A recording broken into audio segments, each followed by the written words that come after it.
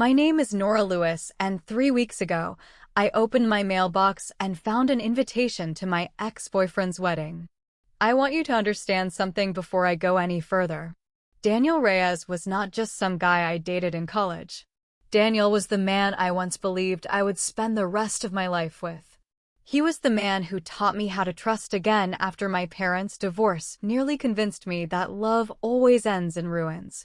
And 6 years ago, he was the man who broke my heart so completely that I moved 400 miles away just to breathe without thinking about him. So when I saw his name embossed in gold cursive on the front of that envelope, my hands actually started to shake. I stood in my driveway in Charlotte, North Carolina, mail still in hand, cars passing behind me, and I stared at that envelope like it might bite me. Daniel Reyes and Vanessa Cole request the pleasure of your company. He was getting married. Of course he was getting married. 6 years is a long time. People move on. People build new lives. I had built one too, or at least I told myself I had. But it wasn't the invitation itself that undid me. It was what I found tucked behind it, folded twice, in handwriting I would have recognized anywhere, even after all this time. Nora, I know this is strange. I know I don't have the right to ask you for anything anymore. But please come. There's something I never got to ask you 6 years ago, and I think I need to ask it now, before I marry someone else. I read that note 4 times standing in my driveway. Then I read it a 5th time sitting on my kitchen floor, because my legs had stopped cooperating. What could he possibly still need to ask me? We hadn't spoken in years. Not really. A few birthday texts early on, the kind you send out of guilt more than affection, and then nothing. Silence. The kind of silence that two people build between them when they both know that talking would hurt too much. I told myself I wasn't going to go.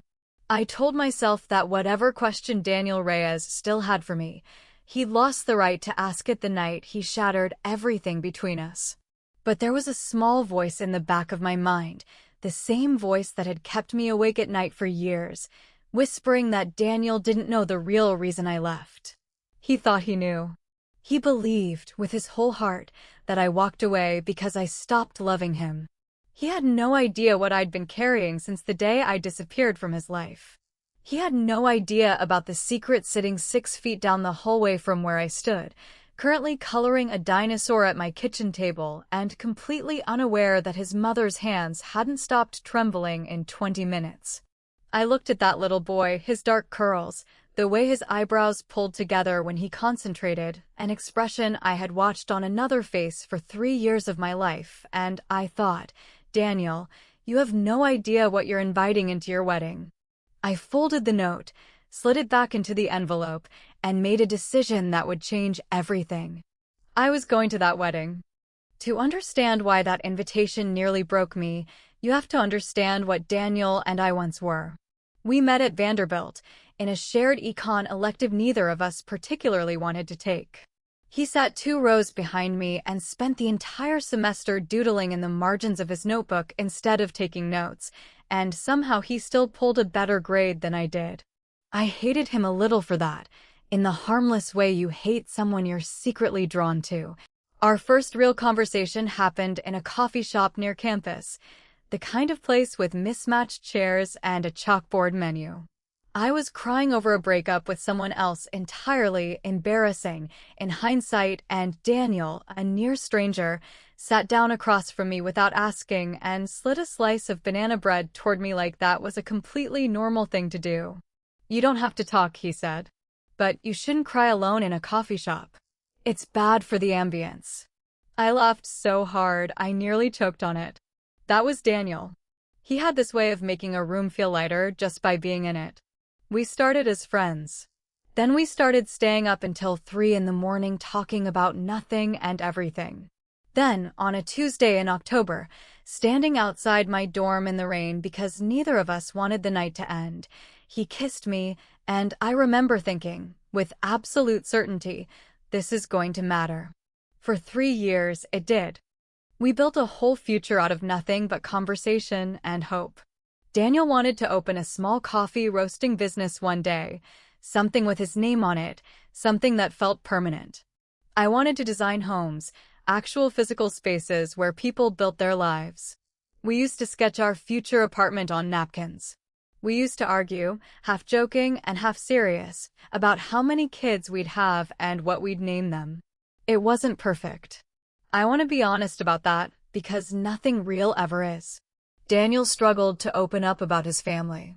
His mother, Patricia, was a controlled, sharp-edged woman who had very specific ideas about the kind of woman her son should marry, and I never quite fit that mold. I came from a family that argued too loudly and loved too messily. Patricia's disapproval sat under the surface of every holiday dinner like a held breath. I used to tell Daniel it didn't matter. I used to believe that. I was wrong. By our senior year, we were talking about a life together after graduation, a real apartment, real jobs, a real beginning. I had never been more certain of anything. And then, 3 weeks before graduation, everything I believed about Daniel Reyes came apart in a single night. I remember the exact date, May the 4th. I remember because I had picked that day to tell him something important, something I had been planning for weeks. Instead, I found something on his phone that ended everything before I ever got the chance. We were at his apartment. His phone buzzed on the counter while he was in the shower, and a name I didn't recognize lit up the screen, Sophie, along with a message preview I wasn't supposed to see. Can't stop thinking about last night. We need to talk before Nora finds out. I stood in his kitchen holding that phone like it was on fire.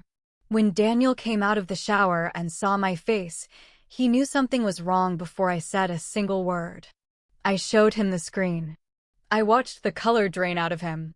Nora, I swear to you, I don't know who that is. I don't know, Sophie. This isn't. Don't, I said. My voice didn't even sound like mine. Don't you dare stand there and lie to me. He kept saying it wasn't him. He kept saying someone must have gotten into his phone, that it made no sense, that he loved me, that I had to believe him. And the terrible thing is, some small part of me wanted to.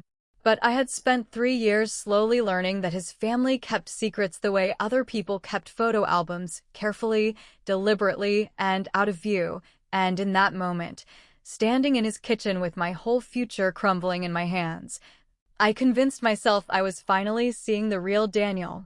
I left that night and I didn't look back.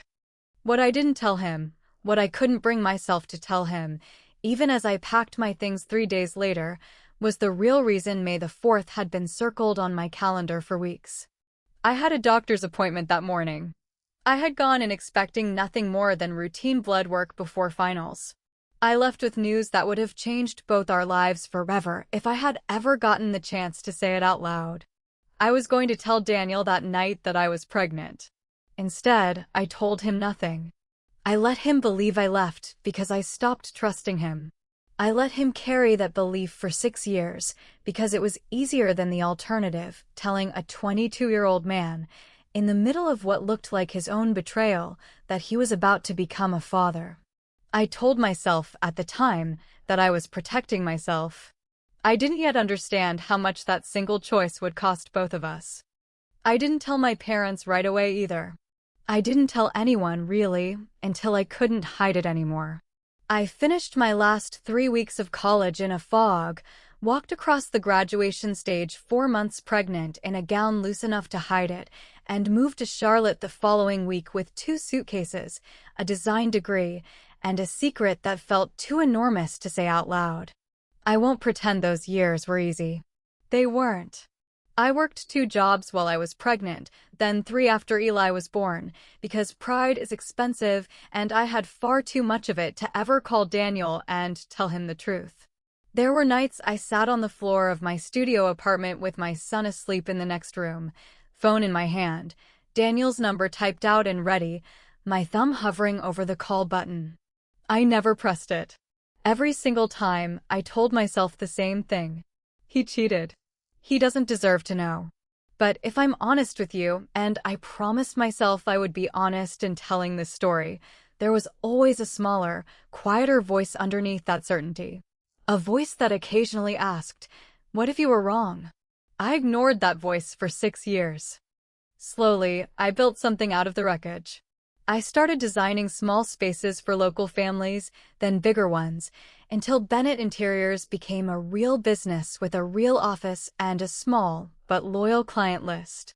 I raised Eli mostly on my own, with help from my mother on weekends and a fierce, stubborn love that carried both of us through years.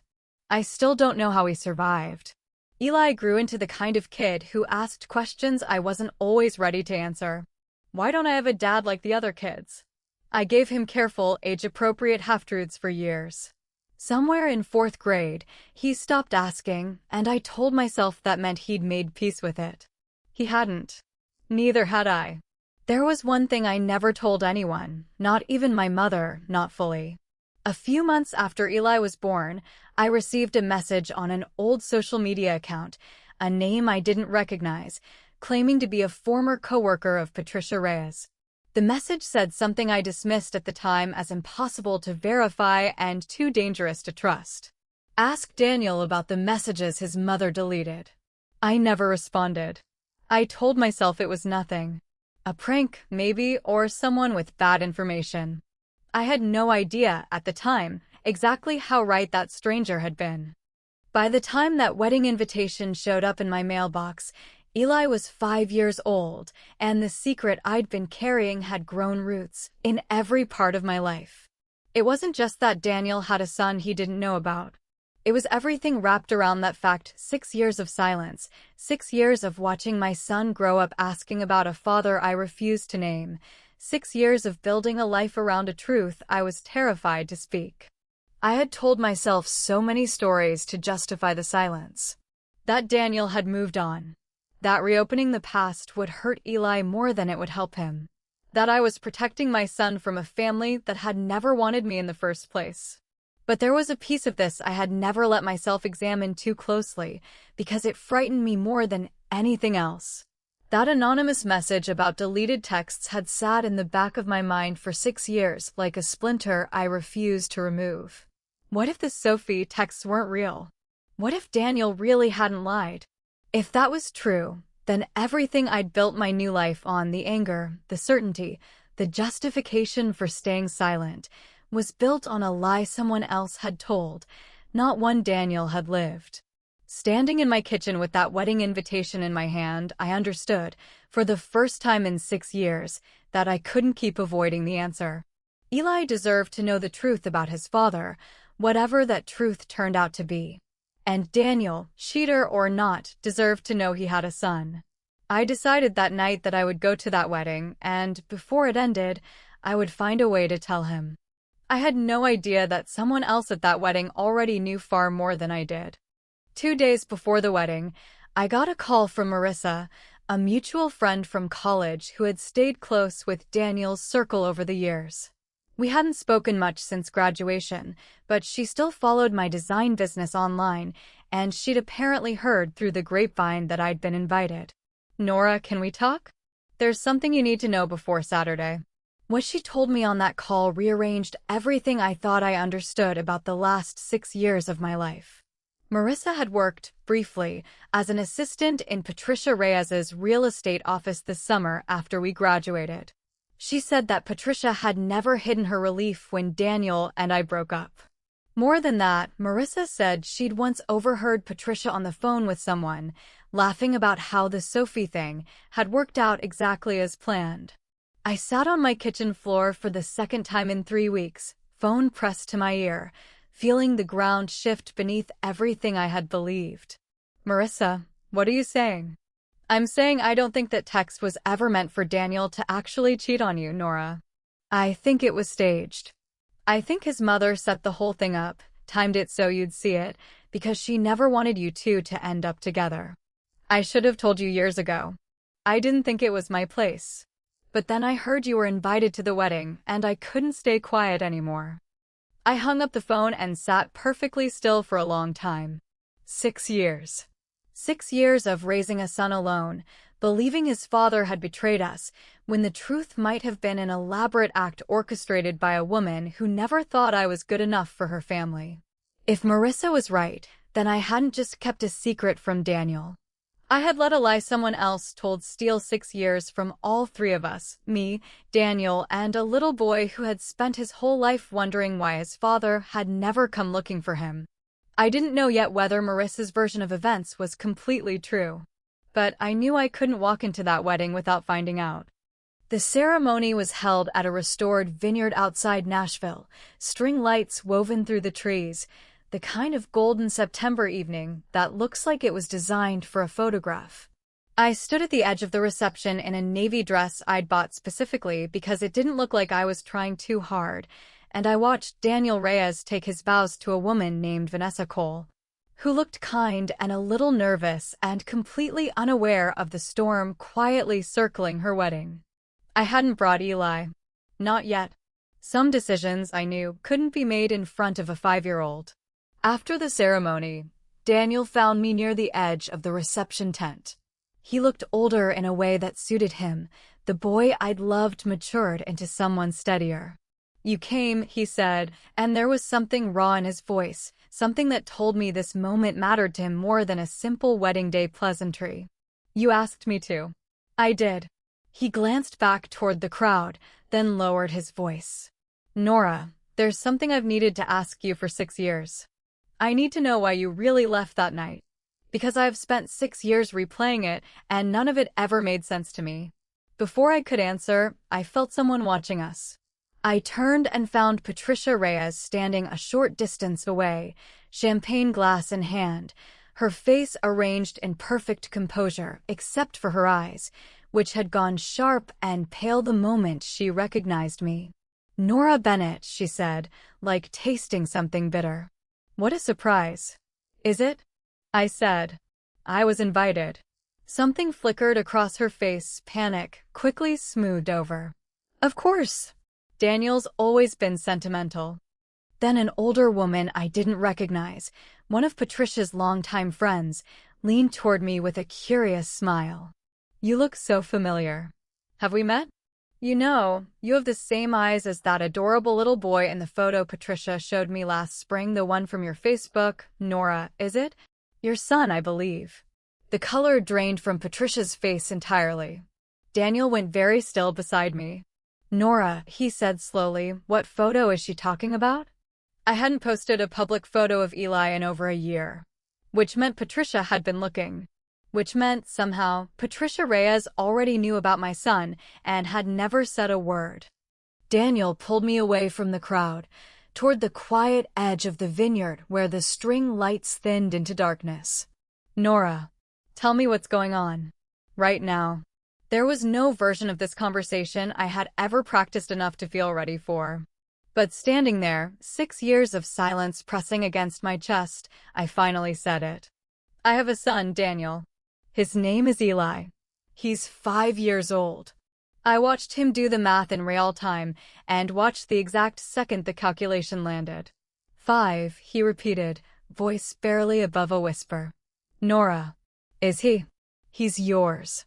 For a long moment, Daniel didn't say anything at all. When he finally spoke, his voice cracked in a way I had never heard before. "Why didn't you tell me?" 5 years, Nora. 5 years I could have known him. "Because I thought you cheated on me," I said.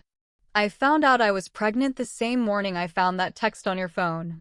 I was going to tell you that night. And then I saw Sophie's name, and I convinced myself you'd already made your choice, so I made mine. I left. I never told you, because I couldn't stand the thought of you choosing us out of obligation instead of love." "Nora, I never—" He stopped himself, jaw tightening, and turned toward his mother, who had followed us at a careful distance, her composure finally starting to crack. "Mom, tell her. Tell her there was never a Sophie." Patricia's silence answered the question before she ever opened her mouth. "I did what I thought was best for this family," she finally said, quiet and unapologetic. "That girl was never going to make you happy, Daniel. I found her number, I set up an account. I sent one message from an unfamiliar number just before you got out of the shower. I never imagined she'd leave without giving you the chance to explain." "You destroyed us," Daniel said, his voice shaking with a fury I had never once seen in him. You destroyed us, and you let me spend 6 years thinking I lost her for no reason. And you knew about my son this whole time and said nothing. I only found out last spring, Patricia said. I saw a photo. I recognized him instantly. I told myself it wasn't my place to interfere any further. You've done nothing but interfere, Daniel said. I stood there watching 6 years of manufactured grief collapse in on itself, and, strangely, I didn't feel triumphant. I felt exhausted and sad, and something close to relief, all tangled together. Vanessa found us a few minutes later, still in her wedding dress, mascara slightly smudged, having clearly heard enough of the conversation to understand that her wedding day had just become something else entirely. I expected anger. I expected to become the villain of someone else's story, the ex-girlfriend who showed up and detonated a wedding. Instead, Vanessa looked at Daniel, then at his mother, and something composed and quietly furious settled over her face. You knew, she said to Patricia. You knew he had a son, and you let him stand at that altar today without telling him. Vanessa, I can explain. I don't want an explanation. I want to know why you thought that was your decision to make. I hadn't expected an ally in the bride, but there she was, standing beside the man she'd just married, defending a truth that had nothing to do with her and everything to do with fairness. Daniel turned to me, and for the first time all evening, his voice was steady. Nora, I need you to know something. I am not angry that you protected yourself from what looked, at the time, like a betrayal. I understand why you left. What I can't forgive, not yet, maybe not for a long time, is that my mother took that choice away from both of us before either of us ever had the chance to make it honestly. I'm not here for revenge, Daniel, I said, and I meant it. I'm here because Eli deserves to know his father, whatever that looks like from here. I'm not asking you to stop your wedding. I'm not asking you to fix 6 years in one night. I'm asking you to be his father, starting now, in whatever way makes sense for all of us. Vanessa spoke again, quieter this time, but firm. Then that's what happens. Whatever this family looks like going forward, it includes that little boy. I won't build a marriage on the same silence that already cost you 6 years. Patricia opened her mouth to argue and, for the first time I'd ever witnessed, found nothing to say. I left the vineyard that night before the reception ended, before the band played its last song, before anyone raised a toast that would have felt hollow given everything that had just happened. Daniel walked me to my car. Neither of us said much. There wasn't a version of that night that could hold 6 years of loss inside a single conversation, and we both knew it. Can I meet him? He asked. Not tomorrow. Whenever you're ready.